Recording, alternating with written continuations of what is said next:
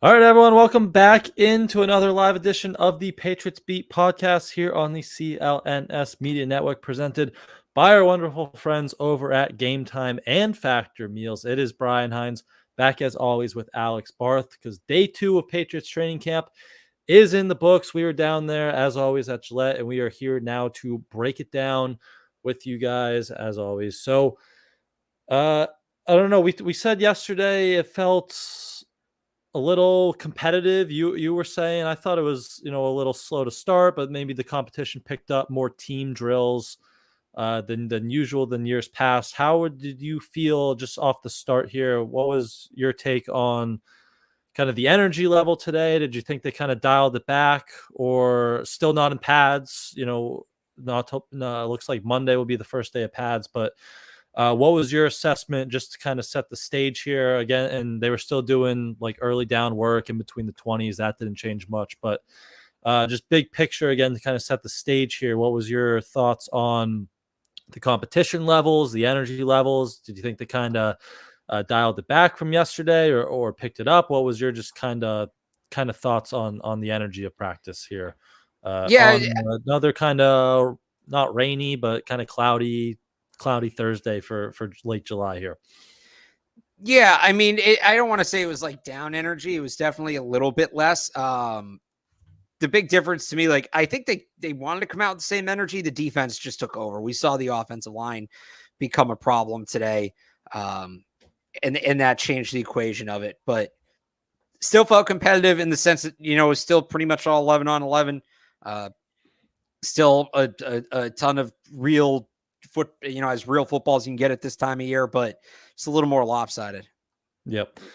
Yeah, definitely more position team drills rather than positional drills. It feels like, and I think that's something Mayo was trying to push for more of that. So, I wanted to start on the offensive line. I know we always want to start on the quarterbacks, and that's what everyone wants to hear, and rightfully so with Drake May and Jacoby Brissett going at it. But you mentioned the offensive line. I kind of wanted to start on the offensive line because we said yesterday we might get on here and we'll have a new offensive line combination every single day, and that's what happened today because after Calvin Anderson was at right tackle to start camp on Wednesday, it was Vidarian Lowe today on Thursday. Now, the other four pieces were the same. It was Chukwuekorfor, City So, David Andrews, and Mike Onwenu from the left tackle spot in there, but they switched up the right tackle spot. It was Vidarian Lowe.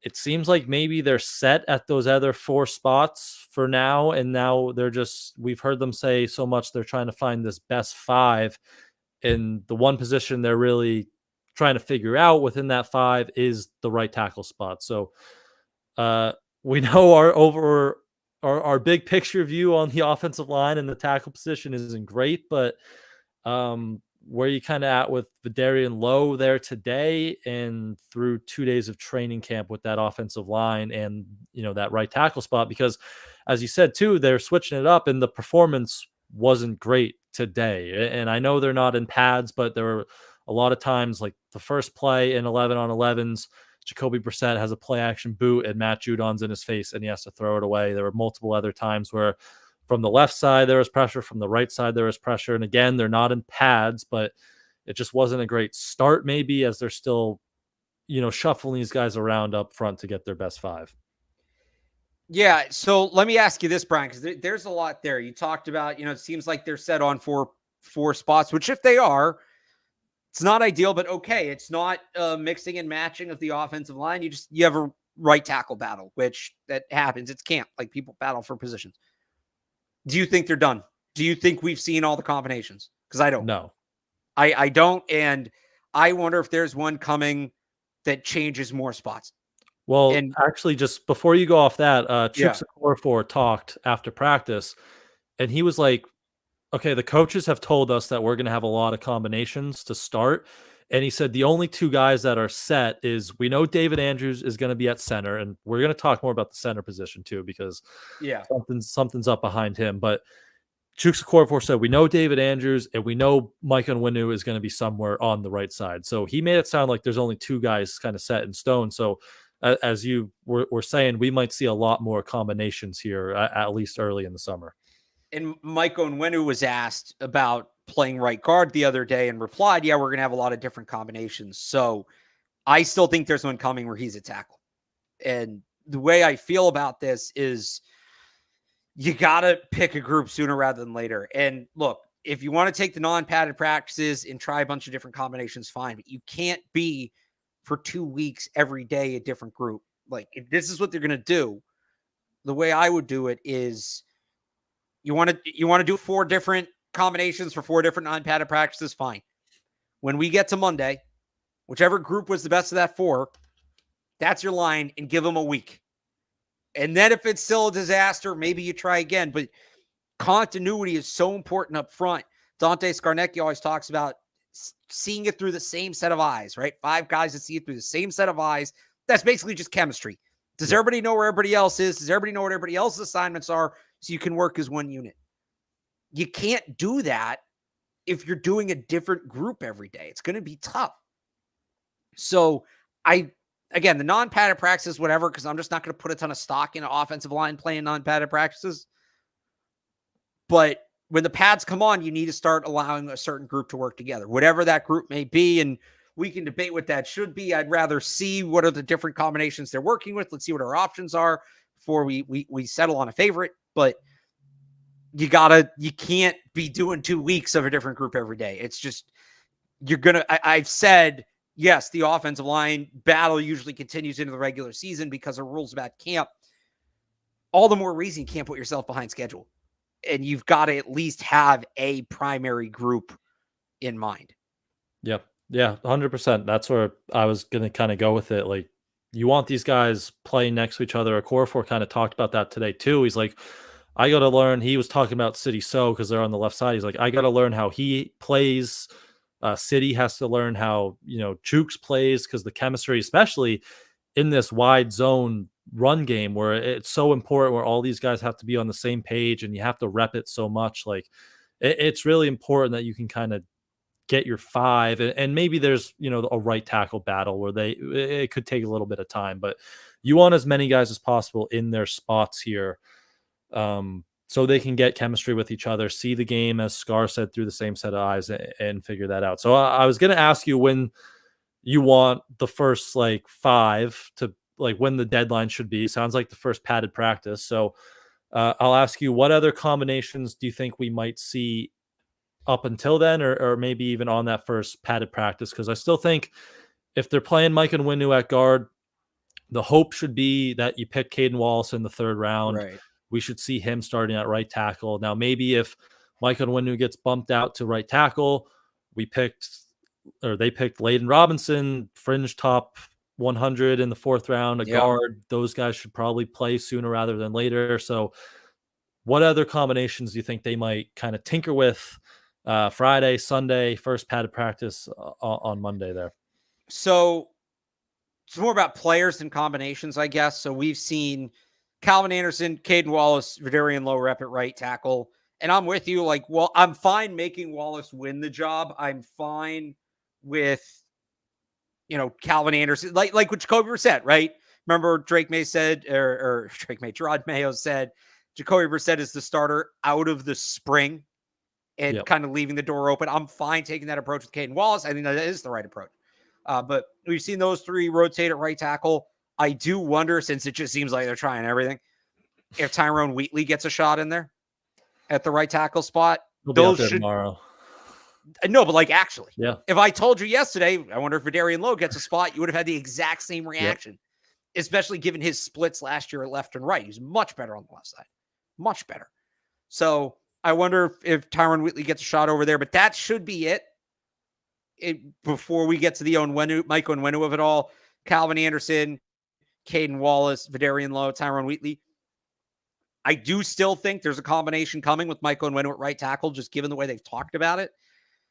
And then I think then you do that alignment with Nick Leverett at guard. You do that alignment with Layden Robinson at guard. Maybe do you try one where City's on the right side and you're playing other guys at left? I still think Michael Jordan is kind of a sleeper in this conversation. He got a lot of reps in the spring. So yeah, I think there's a few more guys to make their mark, whatever the exact 5 is. Like, I'm all right. So are they going to do? There's different permutations within all that, but I still think there's a few guys they're going to give a shot. Yep. Yeah, a lot of moving parts there that will probably continue over the next few practices. The last thing on the line I wanted to hit on, and we kind of hinted on it earlier, was the backup. We've talked a lot about the backup unit too, because there's lots of question marks there as well, and they might not have a backup center, especially with Jake Andrews on the pup list. They've been kind of cross training Nick Leverett and Antonio Mafi, two natural guards at center. And yesterday, in kind of rainy conditions, we saw Nick Leverett botch a snap. And today, the last play of like true competitive 11-on-11s, Antonio Mafi like launched one over 6'5" Joe Milton's head there. So we'll see when Jake Andrews comes back. Like, he is a natural center. He was drafted as a center, but right now, like, they might not have a backup center that you might feel confident about if, David Andrews, 32-year-old David Andrews goes down, hopefully not, obviously, but, if they have to call to a backup center, they might be in a tricky situation right now. Yeah, it's a fair point. And I've said this, as much as we've talked about what's going on at the top of the depth chart on the offensive line, what's going on behind those guys, because you're probably not going to have the same 5 guys play all 18 games. It's just not, or all 17 games. It's just not realistic. Got ahead of myself there with the 18 games. At left tackle, it's been Calvin Anderson behind Chuk Okorafor, which, okay, he's your backup left tackle. He's probably should be. He's played it. But what happens if he wins the right tackle job? How many pieces are you moving around? Things like that. So there's just so many questions up front, and I don't want to evaluate the play. The bad snaps are bad snaps. I don't want to go overboard evaluating the play in non-padded practices, but it just kind of shows they have a lot of work to do and not a lot of time to do it. Yep. And I see some people in the chat, they said they should have, drafted a center, should have addressed UDFA at the position. They did sign Charles Turner, who was a UDFA, who I think right after the draft, I said he was one of the intriguing UDFAs I'd watch at center, because he was at LSU. He started a lot of games. He has a lot of experience there. So I wonder if, after 2 days of 2 botched snaps, if he maybe gets more of a look at that backup center spot. That was the one kind of UDFA. And they still have Jake Andrews, who they drafted in the 4th round last year. He's just on pup. We'll have to see. Yeah, I'm less worried about backup center, honestly, than I am the backup tackle spots, because Jake Andrews, we'll see him when he gets out there. He'll be he'll be an option. He'll be in the mix. Yeah. All right. So that is the offensive line. Let's jump over to the quarterbacks, who they're protecting. Wasn't protecting them very well today, but no. The rotation up top held. It was Jacoby Brissett leading it off, Drake May behind him. The reps, again, were pretty even. I think Jacoby got just like 1 or 2 more reps in competitive team drills. So they're staying true to their word. They're giving May a real chance to win this job. But I thought in general, and maybe part of the reason we said on the top, like, it was a little of a less uneventful practice, was it was a lot of quick game today. Neither of them, Jacoby or Drake, really pushed the ball downfield, but they kind of took what the defense gave them. They didn't turn the ball over, which was good. Jacoby threw an interception yesterday. So it was one of those days where maybe being just fine was good. That was my kind of take on it. And I thought both of those guys were just fine today. Yeah, they didn't let it get away from them. And the reality is, there's going to be days that look like this. There's going to be games that look like this. You got to be able to operate in those settings, and they did well enough. So, yeah, another up and down day for the quarterbacks. They were kind of a product of their environment today. No, like you kind of hinted to there, the real story at the quarterback position today wasn't 1 and 2, it was 3 and 4.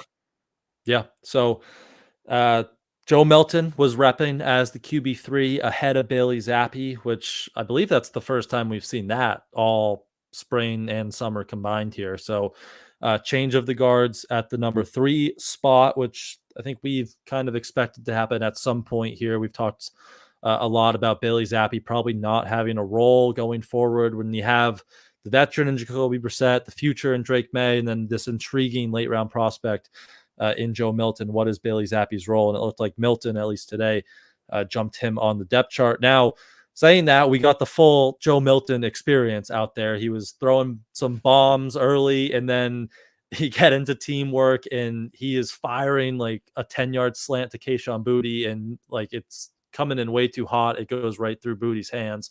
So ball speed, ball control is a little shaky there still with Joe Milton, but that's Joe Milton, and he's QB3, it looks like, for the time being.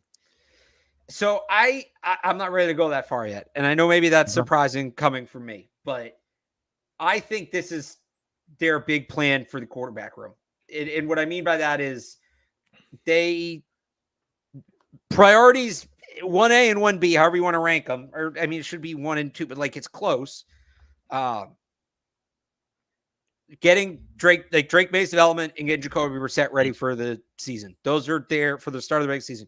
Those are their big priorities. Both of those are going to take significant amounts of time.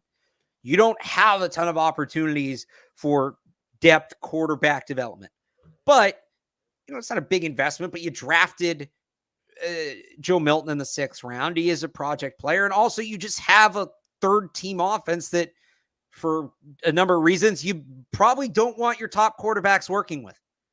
So there does need to be some sort of snaps there for those guys. So how I think they're going to do it to maximize the reps for Drake May and Jacoby Brissett, because they only have a finite amount of time to work. Not Drake May and Jacoby Brissett. How they're going to do it for Joe Milton and Bailey Zappi. This is my 4th show of the day. Is they're going to rotate those 2 by day. So yesterday was Zappi day. Today was Milton day. I would not be surprised if tomorrow goes back to Zappi and then Monday to Milton, or maybe because it's the first day of pads, Zappi gets 2 in a row and then Milton gets 2 in a row or something like that. Like, I just think that's how they're making sure those guys get opportunities while still maximizing how much Jacoby Brissett and Drake May are on the field. So I'm not ready to say Milton has passed Zappi. If we go out there tomorrow and it's Milton again, and then on Sunday it's Milton again, like we'll have that conversation. To me, this feels like just a rotation to get both those guys reps while maximizing the guys at the top of the depth chart. Yeah. Because I don't think Zappi took any like true competitive reps today. So, or if he did, it was He had one period of 7s. He did not rep in 11s. Joe Milton repped before him in 7s, and then Joe Milton got one period of 11s. Bailey Zappi got none. Yep. So it was just the one period for Zappi. So yeah, maybe that is a way they can rotate these guys.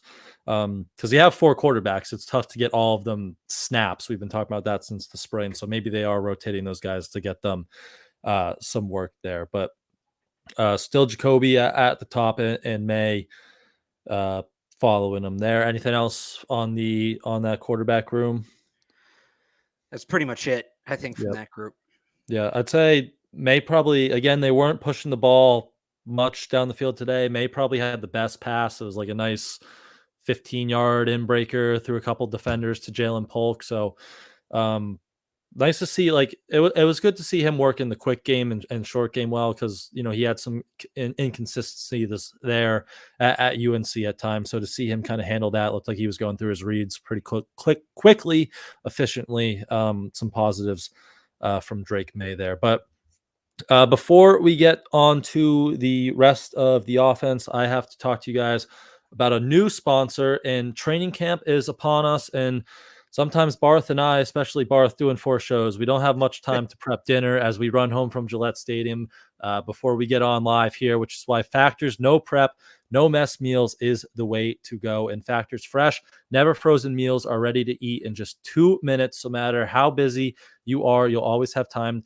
to enjoy nutritious, great tasting meals. Factor has a chef-created menu featuring meals such as a Calorie Smart, Protein Plus, and Keto, and plenty of other flavors to explore, with 35 different meals and more than 60 add-ons to choose from every week. So treat yourself to restaurant quality meals that feature premium ingredients like filet mignon, shrimp, and blackened salmon, and head to factormeals.com/PatsBeat50 and use code PatsBeat50 to get 50% off your first box plus 20% off your next month. That is PatsBeat50 at factormeals.com/PatsBeat50 to get 50% off your first box plus 20% off your next month while your subscription is active over at Factor Meals. So Rest of the offense, we can go to pass catchers. Are we doing Tyquan Thornton? It was a busy Tyquan Thornton day. That bottom of the wide receiver depth chart, who's going to get that 5th, 6th spot? It was Jalen Rager's day yesterday. Tyquan Thornton was the most active receiver today. I think he caught like 4 passes in 7-on-7s, and then they go to 11s, and he caught like a short curl against Christian Gonzalez. So he led the way with 5 catches in competitive team drills. I'm not doing it yet until we put the pads on. I think you're in the same boat, but let's just hear confirmation from that from you. Yeah, look, a good day is a good day, and let's give credit where credit's due, just like we did with Jalen Rager yesterday. Yep. And good days at this time of year are better than not having good days this time of year. But like you said, so part of double-edged sword, Tyquan Thornton's day. A lot of his catches were underneath and in the middle of the field. They were not him running go balls on the sideline, which is normally where he dominates in these practices, because usually in non-padded practices, the guys that win on speed have an advantage. We talk a lot about Maurice Harris, right? You know that story. People, if you don't know that story, listen to the end of Catch 22 today. But that's usually what these guys dominate. No, Tyquan was winning underneath in the middle of the field, which he's struggled there in his career. He hasn't been able to run routes quickly enough or anything like that. And he was able to get himself some separation in the middle of the field and in the shorter parts of the field, which good. But it's a lot easier to do that when they can't jam you at the line of scrimmage and they can't hand fight you as you're in your route. So it's not to take away from what he did today, because again, a good day is a good day. A good day is better than a bad day. But and the same goes for Rager yesterday, frankly, like for both of them. When the pads come on and you can't just run by guys, you still need to be able to win. And that question is going to continue to loom. And frankly, for Thornton, can you just stay healthy? Started both his NFL seasons on IR. Especially if he's operating middle of the field, that shorter area, right, which he was today. That's more contact and guys coming at you. So, good day. Again, nothing wrong with that. But I'm not going to sit here and tell you Tyquan Thornton's back and he suddenly figured it out or anything like that, because we're so far from that at this point. Yep. Was Evan buying in? Was he back on Tyquan on Catch 22? He's struggling not to. He didn't, but he's struggling not to. So if Tyquan has a big day tomorrow, we might lose him. If he has a first big day with pads, it's gonna get crazy. It's gonna get crazy down there. But yeah, what'll happen? He'll have a really big first day, and then at the end of practice, he'll get hurt. He'll get hurt. Exactly what happened last year. Yep, could see it. But I mean, speaking of, you give like him and Rager credit, right? Like they're having impressive days. Have you seen anything from Juju Smith-Schuster? Speaking of that 5th, 6th wide receiver battle, have you seen anything from Juju over these first 2 days of camp? Usage wise, yes, they've put him out there, good amount, but he hasn't done a ton with it. He had one nice kind of sliding catch on a throw from Drake May on day 1, but he hasn't separated himself by any means, and he's had the opportunities to do so, or at least it's looked like he's had the opportunities to do so. Yep. One guy who has been out there a lot, and I think maybe one of the biggest positives from the receiver group was Jalen Polk, and we kind of talked about this yesterday. Looks like they fully trust him just to be out there with Jacoby Brissett, with Drake May, like from day one, let him get out on the field. He was out there a lot again today. He was pretty active again today. He caught that one pass from Drake May we were talking about earlier. So I think through 2 days here, one of the biggest signs of encouragement is like they're going to play this kid, which I think we expected, right? He's going to play a lot. He's a good fit in that kind of Z spot where he can get physical, he can block in Alex Van Pelt's offense. But that looks like it is unfolding. He is out there a lot and he's active. He's getting targets. So I think that's one of the biggest positives from that receiver group kind of through 2 days here. Yeah. It just, like you said, the fact that they trust him, the fact that he's out there for a rookie. When we just talked about Caden Wallace has to win the job, Drake May has to win the job. He's been out there, and that's encouraging. I think you look at his route running, and he didn't run a very diverse route tree at Washington, but he looks comfortable as a route runner. He's a real knack for finding space in the defense. You have to be encouraged about what you've seen so far from Jalen Polk. Yep. The one thing I'll say about Polk, and Taylor and I were kind of talking about this, and he pointed it out, was The play of the day probably today was Marcus Jones had like a really nice pass breakup against Polk on a slot fade, and he got Jonathan Jones yesterday had like a similar pass breakup on Polk downfield, and that's where he really thrived as like this possession downfield receiver in college. Now maybe that's like he can use his physicality a little bit more when the pads come on, but that's maybe some areas moving forward. And again, it is early. He's against two kind of experienced corners, but moving forward, you'd like to see him maybe haul some of those in because that's again where he really succeeded at college. But the involvement, the play time, it's really been encouraging so far. He looks like he's going to be a really consistent threat in this passing attack. And lastly, for receivers, I just had Pop Douglas again. Wasn't involved during team drills. He's working through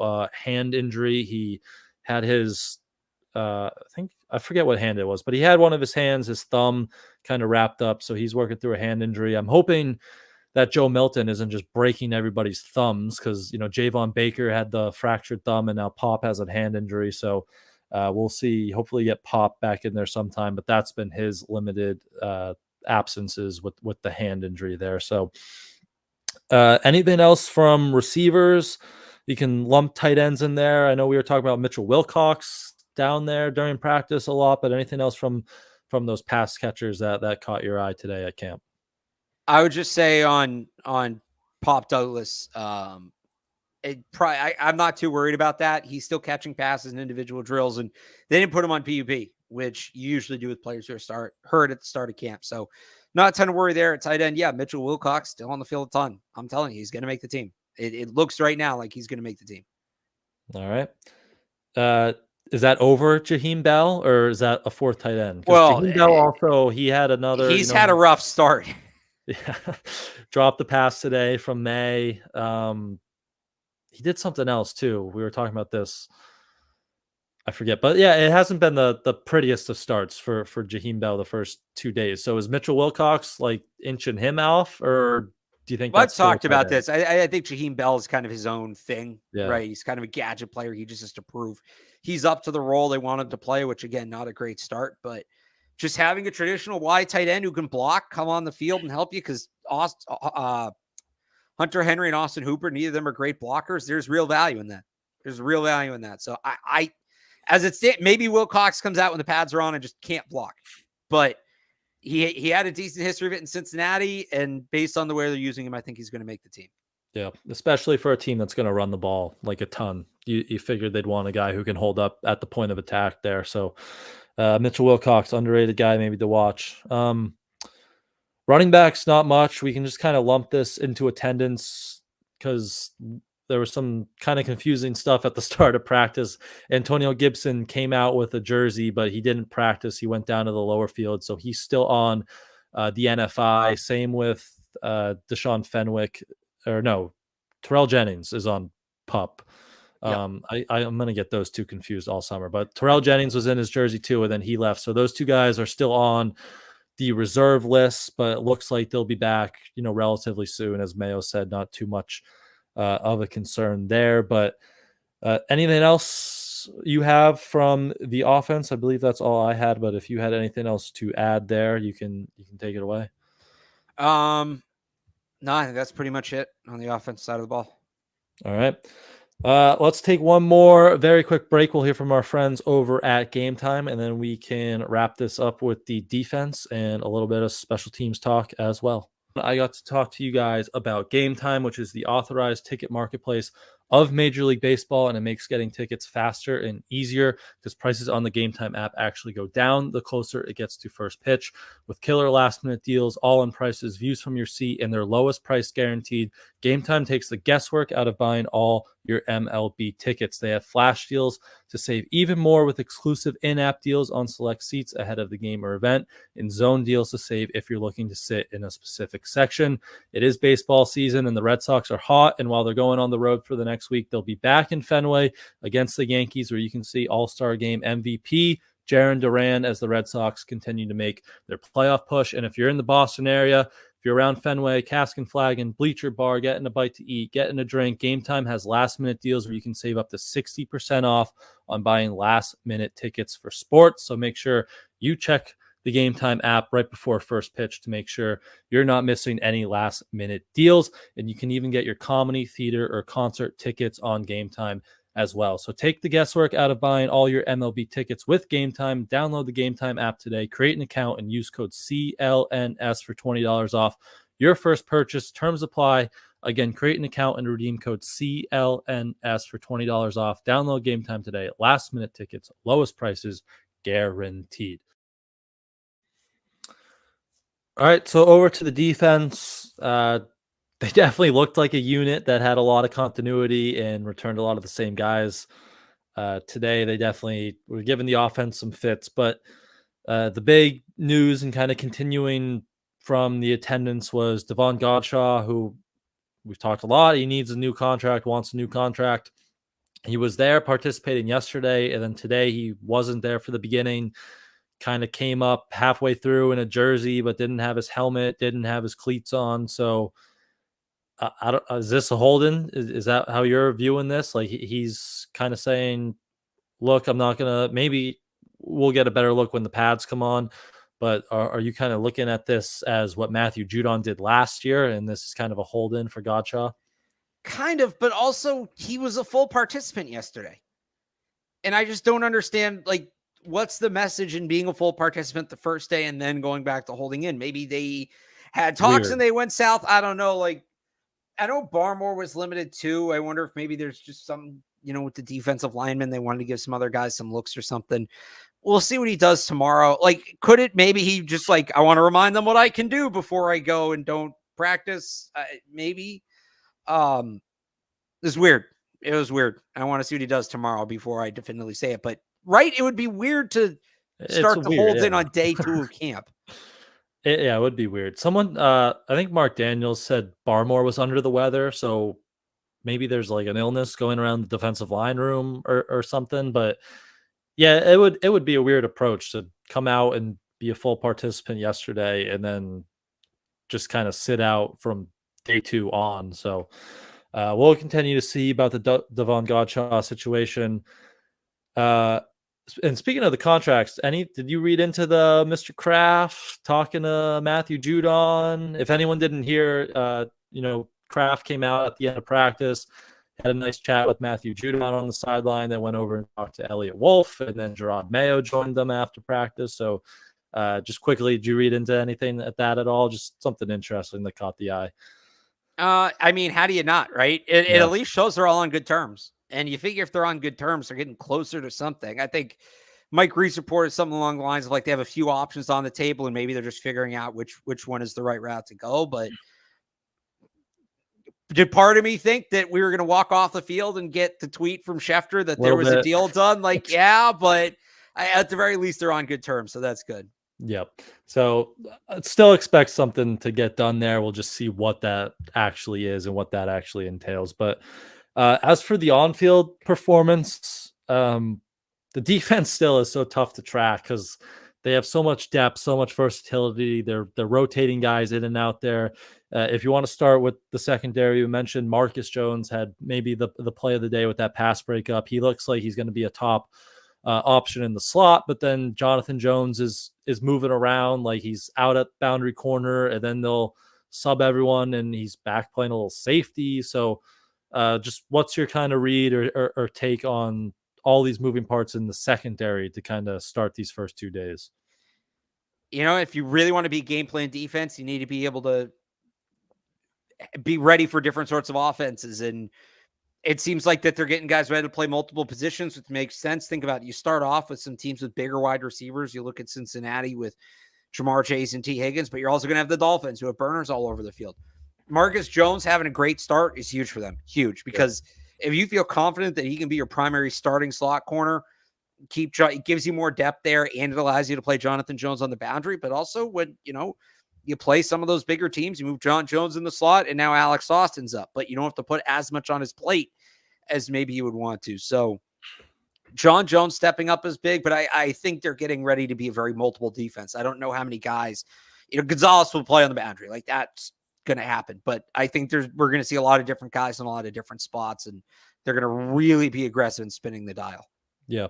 as you would expect. But the Marcus Jones start, I think, is encouraging because I was a Yeah. little hesitant on him going into the summer because he was all right his rookie year, but he's a smaller guy, and then he gets hurt last year. How's he going to hold up? But if you can have him like confidently lock down the slot, I think that's big to free up Jonathan Jones, and then maybe you're talking about Alex Austin in that Jason McCourty role, that third boundary cornerback that we've talked about a lot. So it just adds another level of depth to that cornerback room. But one other note in the secondary, again, that we talked about that on the field, Brendan Schooler is maybe becoming a safety in front of our eyes as well as a specialist. Now, whether that's like you got to make this team in more ways than just a specialist, or it's just day 2 of camp and we're letting everyone run. Just he's out there a lot, and again, it was noticeable. We were talking about it down there, caught both of our eyes. So just kind of an interesting wrinkle through 2 days there with Schooler back playing a lot of safety. It does seem like they're getting him ready to play safety, maybe even if it's just in an emergency situation. This is part of the whole new era post Bill Belichick, right? What are they going to do? Are they going to keep these special team specific players? Or how many of them are they going to keep? And I wonder if this is a case of either them going to Schooler and saying, you need to do more to make the team, or Schooler looking around and seeing, well, Jalen Hawkins can play special teams and also can play deep safety, and I need to do more. So I'm not sitting here telling you Brendan Schooler is going to be the next Devin McCourty and play 90% of the snaps, but they don't have a ton of depth at deep safety, and to have him as an emergency option, and maybe you thought like Brandon Bolden, right? Back in the day, like that kind of guy. It's not like he's never played it. He was a wide receiver in college before he moved to safety when he transferred to Texas. He played like 300 defensive snaps his final year there. That's a long cry from the NFL, obviously. But it does seem like they maybe want him to be ready if they need to go to him back there. Yeah, and he would have the range to do it, and I guess the tackling skills from his special teams experience and experience at the position before. So, just another kind of interesting thing to watch as they try to construct this roster in a way we might not have seen it before. So, again, the front seven, it's tough to kind of review and look at without the pads, but just quickly, any notes did you have from the front seven today? I mean, Keon White had one really good rush. Judon had one really good rush, but without pads, I'm not going to put a ton of stock into that. Yeah.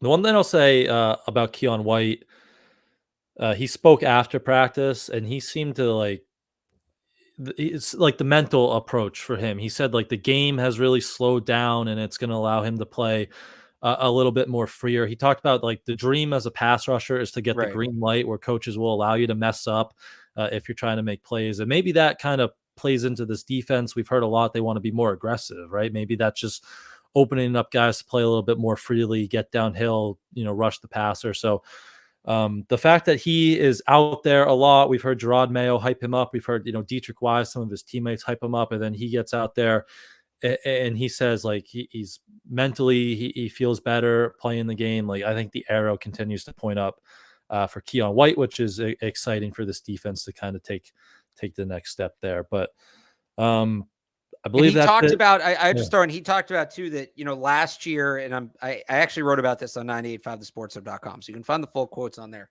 I want to pull up at least a part of it, but last year he said, basically he was more focused on just not making a mistake, not screwing up, not messing up.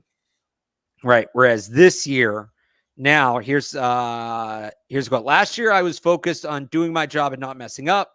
And now I kind of have a grasp on the defense and I can focus on, I already know what my job is. I'm confident in it. And now I can focus on winning and beating my opponent, especially if they're going to play this more aggressive brand of defense where he doesn't have to be as concerned about setting the edge. He can really pin his ears back and go. And that's where you get to that green light thing. So I love his approach right now. I also thought it was funny when he was asked, remember in the spring, Gerard Mayo was like, Gerard Mayo was asked, has anybody surprised you? He said, yeah, Keon White has. White was asked about that today. He goes, I don't know why he'd say that about me. You have to ask him that. I still have to come out here every day and do my job. Yep. That was funny. But yeah, it seems like, Keon White stock trending upwards. Speaking to players, did you listen to Chuks Okorafor today at all? A tiny bit. I couldn't really hear him. It was loud while he was talking. So remember when he talked in the spring and he kind of made it seem like it was a big deal switching from right to left tackle? Yeah.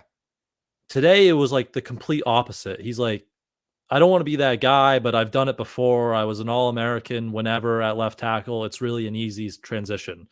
So I don't know what's going on there, but like that just kind of stuck out to me. Like it was a complete 180 from his quote in the spring, which I maybe wonder.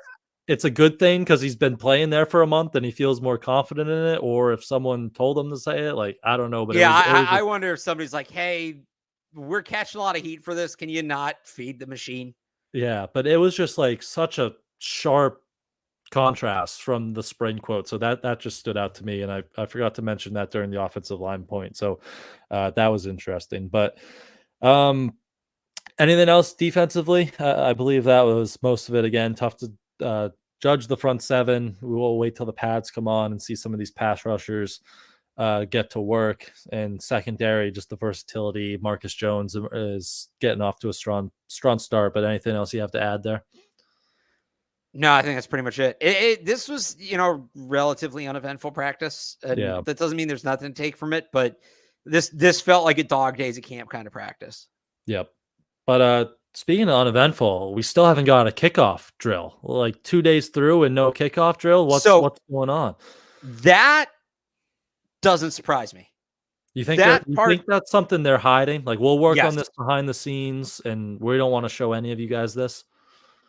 That I think yes. I am surprised there's been no special teams work through 2 days, but I didn't think we were going to see the kickoff first. I thought we were going to get more field goal work because they got a battle to sort out there Yeah.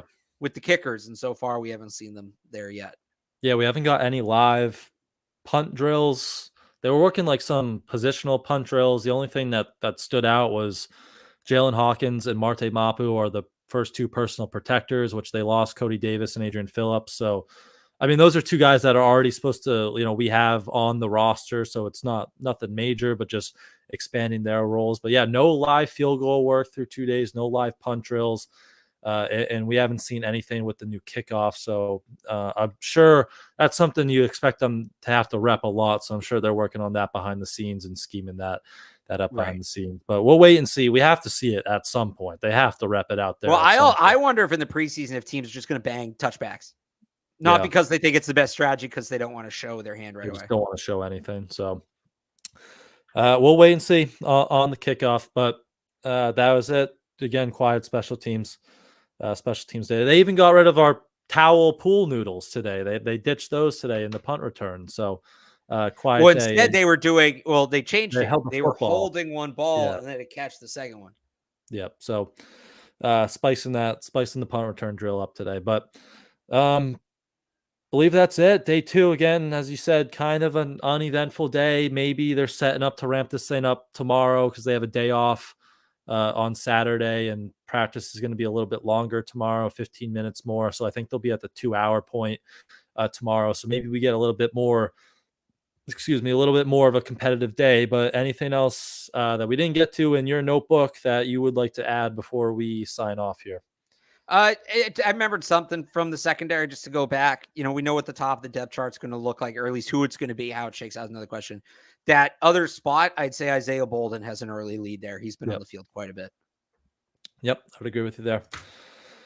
All right, so that'll do it for us tonight. We will be live from Gillette Stadium tomorrow with Mike and Taylor for a Pat's Beat, Pat's Daily crossover, probably around 3:00. But you can make sure you're locked into all of our Twitters and the Patriots Press Pass on YouTube, so you do know when we are going live. Again, that is live from Gillette Stadium tomorrow with Mike and Taylor to break down Friday's practice. Will be a little bit earlier in the afternoon. But in the meantime, you can also follow Alex on Twitter at RealAlexBarth. Head over to 985thesportshub.com for his training camp coverage. And you can also follow me on Twitter at I am Brian Hines, and head over to patspulpit.com for our written Patriots coverage over there as well. Thank you, as always, for tuning in with us tonight, and we will see you guys from Gillette Stadium tomorrow.